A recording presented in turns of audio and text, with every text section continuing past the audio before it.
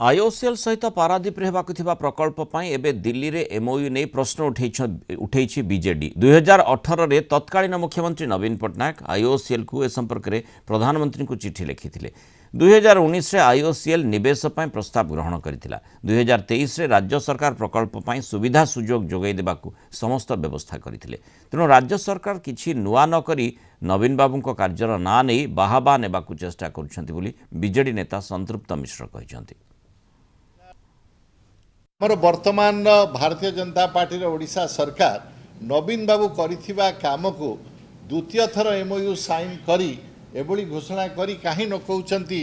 जे एटा नवीन बाबूकर काम थिला। एटा मध्य आश्चर्यर कथा जे ओडिशावासी को एभली भ्रम धारणा कहीं दउचंती जे जेभली कि वर्तमान सरकार इंडिया ऑयल रो एक्सप्लोरेशन रो ए जो एक्सपांशन रो काम पाई निजे सब करि पारिछंती। मोर अनुरोध रहिबो भारतीय जनता पार्टी ओडिशा सरकार को जे बारंबार रंग बदलैवा ना बदलैवा से एमओयू को द्वितीय थर साइन करने अपेक्षा नवीन बाबू समय 20 वर्ष उपरे जेते टाइप रो एमओयू साइन होता धरतु आपण मानकर मन थी जेएसडब्ल्यू सहित होता ओटीएम वेल्सपन सहित होता एभली अनेक एमओयू साइन करते नवीन बाबू निज सरकार रे से एमओयू गुड़िकर परिप्रेक्षी में कौन काम होती तार इम्प्लीमेंटेशन कौन होची केते जल्दी हो पार ए कौन सरकार पदक्षेप नहीं जदि से विषय कहते ताले ओडिशावासी प्रति आश्वासना रहता जे ओडिशा